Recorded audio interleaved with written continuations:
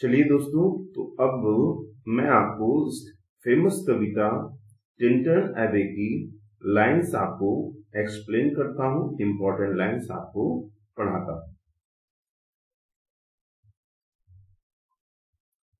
देखिए दोस्तों, इस सुंदर कविता की शुरुआत होती है इन लाइनों के साथ। 5 years have passed, 5 summers। यहां से कविता शुरू होती है और ये शुरू के 2 स्टेंजे जो बहुत ही इंपॉर्टेंट हैं, इन दोनों को मैं आपको समझाता हूं। देखिए, जैसे कि आपको मालूम है कि विलियम वर्ड्सवर्थ दूसरी बार टिंटन एबे मठ देखने के लिए आया है। पहली बार 1793 में और दूसरी बार 1798 में। तो ये जो 5 वर्ष की गैपिंग है, उसका वो किस प्रकार से कविता की शुरुआत में वर्णन करता है, आइए हम उसको समझते हैं। देखिए, 5 years have passed, 5 वर्ष, 5 years have passed, 5 वर्ष गुजर चुके हैं। 5 summers, 5 ग्रीष्म ऋतुएं गुजर चुकी हैं। विद द लेंथ, उस लंबे समय के साथ, ऑफ 5 लॉन्ग विंटर्स, यानी 5 जो ग्रीष्म ऋतु है वो गुजर गई और 5 जो सर्द ऋतु है, विंटर है, वो गुजर गए। एंड अगेन, और दोबारा से, आई हियर, मैं सुनता हूं। दीज वाटर्स, यह जो वाय नदी जो बह रही है पहाड़ी क्षेत्र से, उसके जो बहने की आवाज है उसको मैं सुनता हूं। दीज वाटर्स, दोस्तों वाटर का प्लूरल नहीं बनाया जाता। जब भी वाटर का प्लूरल हो तो आप समझ जाइएगा कि उसका मतलब किसी न किसी नदी, झरने या तालाब से है। तो these waters, I hear these waters, मैं इस नदी यानी वाय रिवर की नदी, वाय जो नदी है उसके बहाव को, उसके बहाव की आवाज को सुनता हूं। रोलिंग फ्रॉम देयर माउंटेन, जो अपने माउंटेन से यानी पर्वतीय क्षेत्र से बहती हुई गुजर रही है। स्प्रिंग्स, घूमते हुए, विद ए स्वीट इनलैंड मरमर। देखिए दोस्तों, विद ए स्वीट, एक मधुर मरमर यानी पानी की जो कलकल की आवाज है उसको वो सुनता है। और इनलैंड से मतलब है दोस्तों पर्वतीय क्षेत्र से उस क्षेत्र तक जहां पर लोग निवास करते हैं, वहां तक ये नदी बहती हुई जाती है। तो आपको समझ में आया होगा, पहले स्टेंजे में उसने कहा है कि 5 years है पास, 5 वर्ष बीत गए। 5 summers, 5 ग्रीष्म ऋतुएं बीत गई। With the length of 5 long winters, और 5 सर्द ऋतु बीत गई। एंड आई अगेन, और मैं दोबारा से इस आवाज को, इस मधुर आवाज को, इस वाय रिवर की बहने की आवाज को, पानी के गुजरने की आवाज को मैं सुनता हूं, जो इन पर्वतीय ढालों से उस प्लेन समतल इनलैंड तक, स्थान तक जाती है जहां पर गांव वाले निवास करते हैं। मुझे उम्मीद है दोस्तों पहला ये स्टेंजा आपको समझ में आ गया होगा। अब आगे दोस्तों अगला स्टेंजा, उसको भी समझना बहुत जरूरी है। तो यहां पर कहा गया है दोस्तों, वंस अगेन, एक बार दोबारा से। डू आई बिहोल्ड, मैं इनको देखता, इन मधुर, सुंदर, मोहने वाले दृश्य को मैं दोबारा से देखता हूं। कौन से वो दृश्य हैं? क्या कहा गया है? Do I behold these steep. दोस्तों स्टीप माने होता है ढाल। मैं इन पर्वतों के उन हरे भरे ढालों को देखता हूं। एंड लॉफ्टी क्लिफ्स, और जो ऊंची ऊंची चोटियां हैं दोस्तों, मैं उनको भी देखता हूं। मैं एक बार फिर से उन ऊंची ऊंची चोटियों को, उन पर्वत के सुंदर ढालों को देख रहा हूं।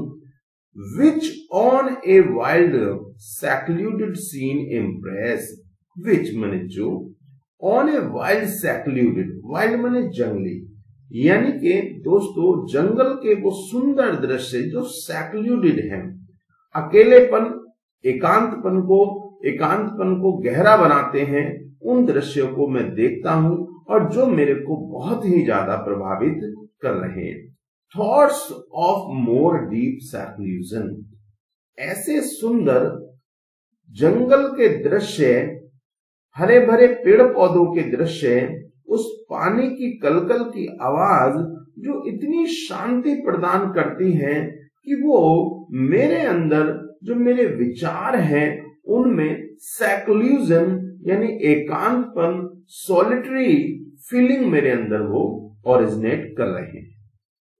तो ये था दोस्तों दूसरा स्टैंजा। मुझे उम्मीद है आपको समझ में आया होगा। एक बार फिर से मैं आपको जल्दी से समझाता हूं। वंस अगेन, एक बार दोबारा। Do I behold these steep, मैं इन स्टीप्स को, इन ढालों को देखता हूं। एंड लॉफ्टी क्लिफ्स, ऊंची ऊंची चोटियों को देखता हूं। Which on a wild secluded scene impress, जो अपने विस्तृत दृश्य में मेरे को बहुत ज्यादा इम्प्रेस करती हैं। और thoughts of more deep seclusion, और मेरे हृदय के अंदर एकांतपन के विचारों को, सॉलिटरी विचारों को ओरिजिनेट करती है। दोस्तों ये शुरू के दो स्टैंजास बहुत ही इंपॉर्टेंट है।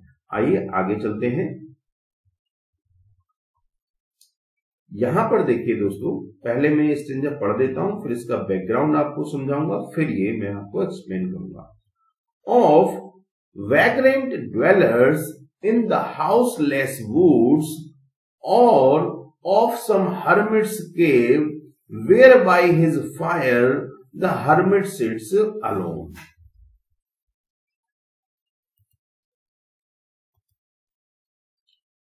दोस्तों होता यह है कि वर्ड्सवर्थ उन सुंदर दृश्यों का वर्णन कर रहा है और वहां पर कॉप्सवुड और स्मॉलवुड जैसे वृक्षों को देख रहा है, हेज की झाड़ियों को देख रहा है, और उसी समय उसको मध्य से, जंगल के मध्य से, पेड़ों के बीच में से धुआं उठता हुआ नजर आता है। और उस धुएं का वास्तविक स्रोत उसको नहीं पता है कि वो धुआं कहां से उठ रहा है। उसने जंगल के ऊपर एक छोटे सफेद बादल के जैसा आकार ले लिया है, तो उस धुएं को देख करके वह समझ नहीं पा रहा है कि वह धुआं कहां से ओरिजिनेट होता है, कहां से ओरिजिनेट हो रहा है। तो वो उसका अंदाजा इन पंक्तियों में लगा रहा है, और क्या वो अंदाजा लगा रहा है दोस्तों, उसको आप समझें कि किस प्रकार से उसने इन पंक्तियों में उस धुएं का जो वो अनुमान लगा रहा है उसका वर्णन किया है। वर्ड्सवर्थ कहता है दोस्तों कि यह जो धुआं है, एज माइट सीम, जो दिखाई दे रहा है, ये निश्चित रूप से ऑफ वैग्रेंट ड्वेलर्स, ये निश्चित रूप से वैग्रेंट ड्वेलर्स के पास से ओरिजिनेट हो रहा होगा। वैग्रेंट ड्वेलर्स का मतलब यहाँ पर दोस्तों बंजारों से है, जो बंजारे होमलेस होते हैं और वो जंगल में कहीं पर निवास कर रहे हैं, और निवास करते समय वह अपना भोजन आदि पका रहे होंगे, जिस वजह से जंगल के मध्य से धुआं उठ रहा है। तो वो कहता ऑफ वैग्रेंट ड्वेलर्स, जो बंजारे हैं, जो जिस समय जंगल में निवास कर रहे हैं, वहां से ये धुआं उठ रहा होगा। In the houseless woods, houseless woods कहा गया है दोस्तों कि वो जो बंजारे हैं उनके पास घर तो नहीं है, वो घर से रहित हैं, और वो इस समय जंगल में निवास कर रहे हैं, तो वहां से ये धुआं उठ रहा होगा। शायद ये धुआं उन बंजारों के पास से उठ रहा है जिनके पास घर नहीं है, और वो इस जंगल को ही अपना घर बना करके रह रहे हैं। या फिर आगे कहते हैं और ऑफ सम हर्मिट्स केव, यह जो धुआं है दोस्तों ये किसी हर्मिट की गुफा से, किसी साधु की गुफा से निकल रहा होगा, जो हर्मिट इस जंगल में निवास करता है। इन हरे भरे पेड़ पौधों के मध्य वो कहीं गुफा में रह रहा होगा, और वहीं से ये धुआं उठ रहा है। और कहता है where by his fire, where जहां पर, बाय हिज फायर यानी अपनी आग के चारों ओर। जैसे हर्मिट जंगल में आग जला करके उसके चारों ओर बैठ जाते हैं, उसके आसपास बैठ जाते हैं, तो वो कहता है निश्चित रूप से ये धुआं वहीं से आ रहा होगा, या तो हर्मिट की गुफा से या उस फायर से जिसको हर्मिट ने ही जलाया है और उसके सहारे से वो बैठे हुए हैं। तो दोस्तों इंपॉर्टेंट लाइन है दोस्तों, याद रखिएगा। अगर ये लाइन आ गई तो आपको कंफ्यूजन हो जाएगा और आप इसको रेक्ल्यूस की लाइन बता देंगे, बट याद रखिएगा these lines are from Tintern Abbey. तो ऑफ वैग्रेंट ड्वेलर्स, यह बंजारों का धुआं हो सकता है। ऑफ और ऑफ सम हर्मिट्स केव, यह किसी हर्मिट की गुफा से निकलने वाला धुआं हो सकता है। और where by his fire the hermit sits alone, और जहां पर हर्मिट अकेले आग लगा करके बैठ जाते हैं, या तो ये धुआं वहां का हो सकता है। तो मुझे उम्मीद है दोस्तों ये भी आपको समझ में आया होगा। अगले स्टेंजे की ओर मैं आपको ले चलता हूं, इंपॉर्टेंट लाइन्स की ओर। इनको आप नोट कर लें और इनका अर्थ जरूर आप याद रखें। और मैं आपको ये टॉपिक वाइज पढ़ाऊंगा पोएम टू पोएम, तो इसको आप पोएम के नाम के साथ इंक्लूड करते जाएं। कौन कौन सी लाइनें बहुत इंपॉर्टेंट हैं वही मैं आपको पढ़ा रहा हूं दोस्तों।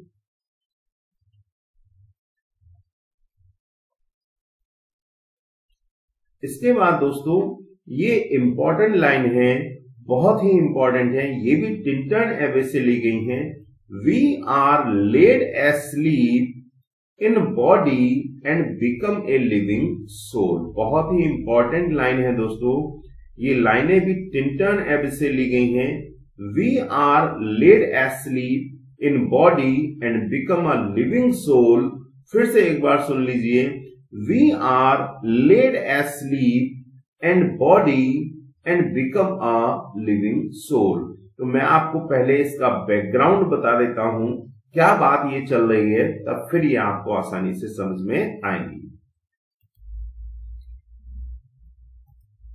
तो दोस्तों मैं आपको इसका बैकग्राउंड बताता हूं।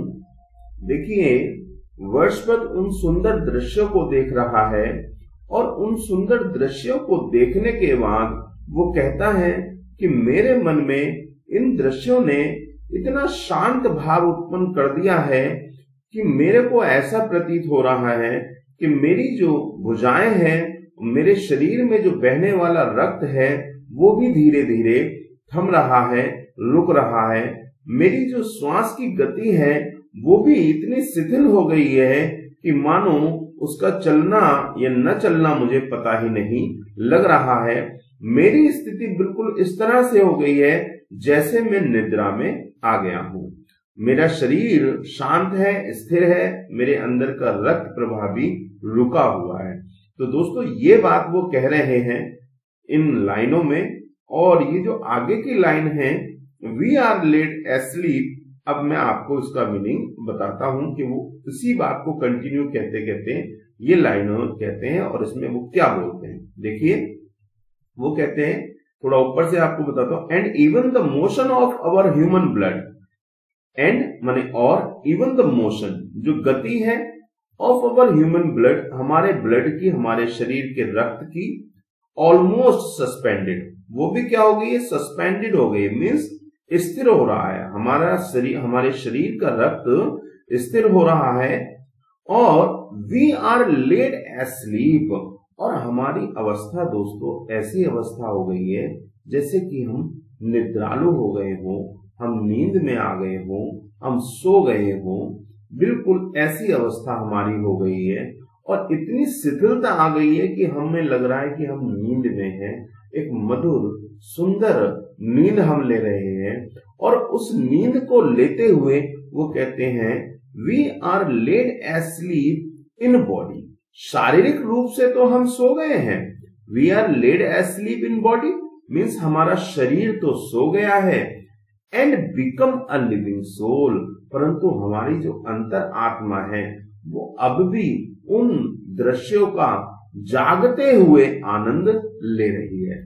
Become a living soul, living soul से मतलब है दोस्तों जागृत आत्मा, मीन्स हमारा शरीर तो सो गया परंतु हमारी अंतर आत्मा अभी भी उन दृश्यों का आनंद ले रही है। तो उन दृश्यों ने मेरे को इतना प्रभावित किया है कि मेरे शरीर का रक्त शांत हो गया है, उसका जो बहाव है वो थम गया है और मैं नींद में हूं, मैं सो गया हूं, परंतु मैं सोया जो हूं वो शरीर से सोया हूं। मेरी अंतर आत्मा अब भी जागृत होकर के उन दृश्यों का आनंद ले रही है। तो दोस्तों बहुत ही इंपॉर्टेंट लाइन है, we are laid asleep in body, हम शरीर से सो गए हैं, and become a living soul, परंतु हम आत्मा से अभी नहीं सोए हैं और हमारी आत्मा अब भी उन दृश्यों का आनंद ले रही है। तो दोस्तों लाइन जरूर नोट कर लीजिएगा और मैं कोशिश कर रहा हूं आपको समझाने की। यदि आपको वीडियो अच्छा लगे दोस्तों, आपको समझ में आ जाए, तो प्लीज मेरी रिक्वेस्ट है आपसे कि आप कमेंट बॉक्स में मुझे जरूर बताइएगा आपको कैसा लगा, आपको समझ में आया या नहीं आया। चलिए दोस्तों आगे अगली लाइनों पर मैं आपको ले चलता हूं। ये लाइनें मुझे बड़ी अच्छी लगी। क्या है लाइनें, मैं आपको पहले पढ़ करके बताता हूं।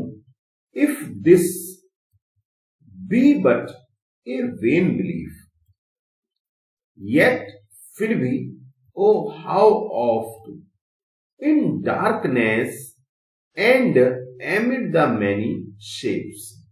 तो दोस्तों जो इंपॉर्टेंट पार्ट है, वो जो पार्ट है वो मैं आपको बताता हूं कौन सा पार्ट है। देखिए इतनी लाइन इंपॉर्टेंट है, if this be but a vain belief, if this be but a vain belief. तो इसको चूंकि मुझे अर्थ आपको समझाना है तो मैं आपको पूरा समझाऊंगा, आप चाहे तो पूरा स्टैंजा ये नोट कर सकते हैं, बहुत ही इंपॉर्टेंट है। ठीक है, तो आइए मैं पहले आपको इसका बैकग्राउंड बताता हूं कि बात क्या चल रही है। तो दोस्तों यहां पर वर्ड्सवर्थ कहते हैं कि ये जो भी कुछ वर्णन मैं उन सुंदर दृश्यों के बारे में कर रहा हूं, यदि किसी भी व्यक्ति को ये सुंदर वर्णन, ये दृश्य मिथ्या लगते हैं, झूठे लगते हैं, तो कोई बात नहीं, वह उनको झूठा, इन दृश्यों के वर्णन को झूठा समझ सकता है, परंतु फिर भी मैं उनके इन विचारों को झूठा समझने से नहीं रुकूंगा और कम से कम मैं अपने लिए इन दृश्यों का वर्णन करता हूं और मैं ये बताता हूं कि कितनी बार इन दृश्यों ने, चाहे दिन हो या रात हो, बहुत सारे लोगों के मेरे आसपास होने के बावजूद भी न जाने कितनी बार इन सुंदर दृश्यों ने मेरे अंतर मन को बहुत ही ज्यादा आनंद दिया है। तो आइए मैं लाइनों की ओर आपको ले चलता हूं। ये मैंने आपको बैकग्राउंड के साथ थोड़ा अर्थ भी इनका बताया। देखिए वो क्या कहते हैं, इफ दिस, दिस का मतलब यह है, कौन सा, जो वो प्रकृति का वर्णन कर रहे हैं, प्रकृति के सुंदर दृश्यों का जो वो वर्णन कर रहे हैं उसको वो कह रहे हैं दिस। तो ये दिस शब्द जो है दोस्तों उस वर्णन के लिए प्रयोग किया गया है जो उन्होंने इस कविता में किया है। वो कहते हैं if this be but a vain belief, vain का मतलब वेयर, बिलीफ मीन्स विश्वास। यदि किसी भी व्यक्ति को ये जो सुंदर वर्णन मैं कर रहा हूं ये मिथ्या लगता है, झूठा लगता है, इसको वो वेन बिलीफ समझता है यानी व्यर्थ समझता है, येट फिर भी, ओ हाउ ऑफन कितनी बार, इन डार्कनेस, डार्कनेस में मीन्स रातों में, न जाने कितनी रातों में, एंड एमिड दी मैनी शेप्स, बहुत सारे लोगों के चेहरों के मध्य में, of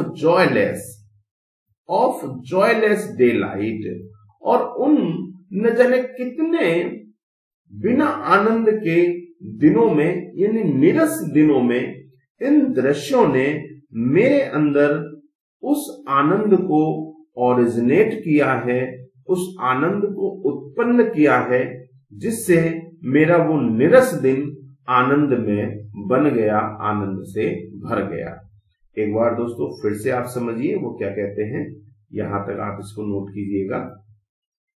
if this but a vain belief. यदि आपको ये सब झूठ लगता है, जो भी मैं कह रहा हूं, मेरी बात पर आपको विश्वास नहीं आता है, तो कोई बात नहीं, आप विश्वास मत कीजिए। पर मैं अपने लिए तो इस बात का वर्णन करूंगा, इस कथा को मैं आगे कहूंगा, और मैं आपको बताना चाहता हूं कि कितनी ही रातों में, कितने ही दिनों में, जब वो दिन मेरे लिए निराशा से भरे हुए थे, जब वो रातें मेरे लिए निराशा से भरी हुई थी, जिसमें मेरे पास निराशा के सिवा और कुछ नहीं था। लोगों के चेहरे तो थे परंतु आनंद नहीं था। उन निराशा से भरे हुए दिनों में भी इन सुंदर दृश्यों ने मेरे को आनंद से भरा है। तो दोस्तों, ये आपको समझ में आया होगा। चलिए अगले स्टेंजे की ओर मैं आपको ले चलता हूं। बहुत ही सुंदर ये पंक्ति है। मैं आपको पहले पंक्ति पढ़ता हूं, फिर आपको उसका मीनिंग समझाऊंगा। There is life and food, there is life and food for future years, there is life and food for future years. तो मैं आपको पहले समझाता हूं कि बात क्या चल रही है, क्या वो कह रहे हैं, और यहां पर इन पंक्तियों का अर्थ क्या है।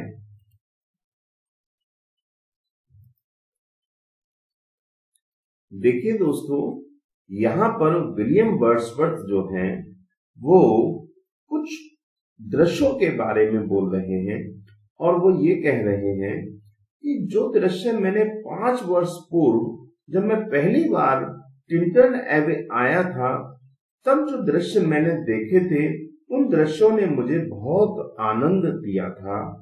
और चूंकि समय गुजर गया, 5 वर्ष गुजर गए, तो वो जो दृश्य थे वो मेरे अंदर धूमिल पड़ने लगे। मीन्स वो धीरे धीरे उनकी याद मिटने लगी।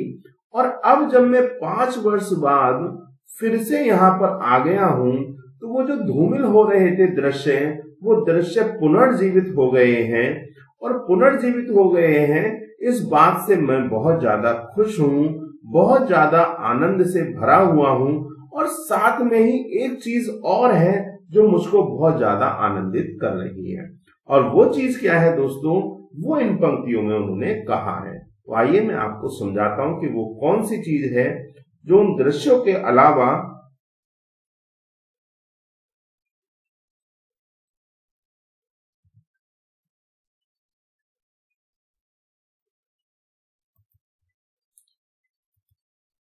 उन दृश्यों के अलावा इनको प्रभावित कर रही है। देखिए, पहली बात तो ये है कि वो जो दृश्य 5 वर्ष पूर्व विलियम वर्ड्सवर्थ ने देखे थे, वो 5 वर्ष गुजरने के बाद थोड़े धुंधले पड़ने लगे थे। और अब जब वो यहाँ टिंटन एबे दोबारा से आ गए हैं, तो वो सारे दृश्य पुनर्जीवित हो गए हैं, और उनको बहुत ज्यादा इस बात को सोच करके आनंद आ रहा है। साथ ही एक बात और है जिससे आनंद आ रहा है। वो बात क्या है, देखिए, वो कहते हैं कि पहले जब मैंने दृश्य देखे तो उन्होंने मुझे इन 5 वर्षों तक आनंद दिया, और चूंकि अब उनकी यादें धूमिल हो गई थी, तो अब मैंने उन यादों को पुनर्जीवित कर लिया है। और मैं इस बात को बहुत ज्यादा सोच करके खुश हूं कि there is a life and food, कि अब ये जो दृश्य मैंने पुनर्जीवित किए हैं, ये भविष्य में मेरे आने वाले कई वर्षों तक मुझे मेरी अंतर आत्मा को लाइफ यानी आनंद रूपी जीवन और सुख रूपी भोजन मेरी अंतर आत्मा को ये देंगे। तो इस बात के साथ भी मैं बहुत आनंदित हूं, बहुत ज्यादा खुश हूं कि आज जो मुझे आनंद मिल रहा है वो तो मिल ही रहा है, लेकिन आने वाले कई वर्षों तक मेरे हृदय में इन दृश्यों का सुखद अनुभव मेरे साथ रहेगा, और वो मुझे आने वाले कई वर्षों में आनंद प्रदान करता रहेगा। तो there is life and food for future years. तो ये फूड किसको कहा जा रहा है दोस्तों? फूड कहा जा रहा है उस वर्तमान के दृश्यों को देखकर मिलने वाले आनंद को, जो उसे आगे भी आनंदित करता रहेगा। तो मुझे उम्मीद है ये भी आपको समझ में आया होगा। चलिए आगे चलते हैं। For nature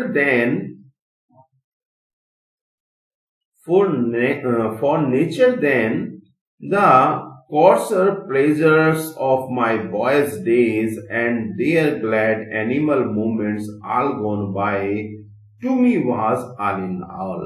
दोस्तों ये लाइन आपको इतना याद रखना है, फॉर नेचर देन, फिर उसके बाद आप इसको लिखिएगा to me was all in all, कि मेरे लिए यह सब कुछ था।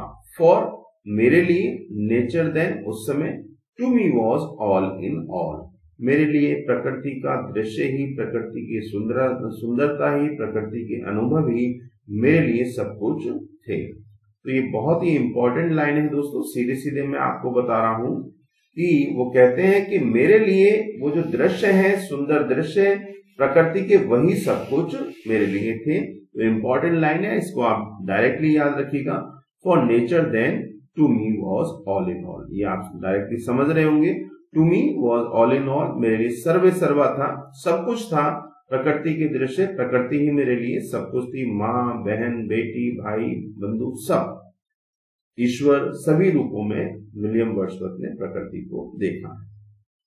तो आइए अगले स्टेंजे की ओर चलते हैं। तो ये इंपॉर्टेंट लाइन जरूर याद रखिए, for nature then to me was all in all, I can not paint what then I was, the sounding cataract haunted me like a passion। बहुत इंपॉर्टेंट लाइन है, आपने बहुत बार ये पढ़ा होगा, the sounding cataract haunted me like a passion, I cannot paint what then I was। तो आइए पहले मैं इसको थोड़ा सा आपको समझाता हूं, हिंदी में समरी आपको समझाता हूं, उसके बाद इन लाइनों को मैं पर्टिकुलर वे में एक्सप्लेन करूंगा।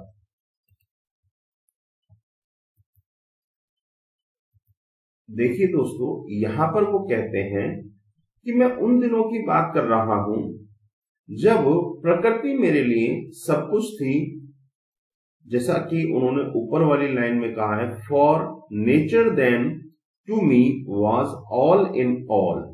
तो वो कहते हैं आई कैन नॉट पेंट, मैं नहीं बता सकता, What then I was, कि मैं उस समय कैसा प्रकृति का प्रेमी रहा हूंगा।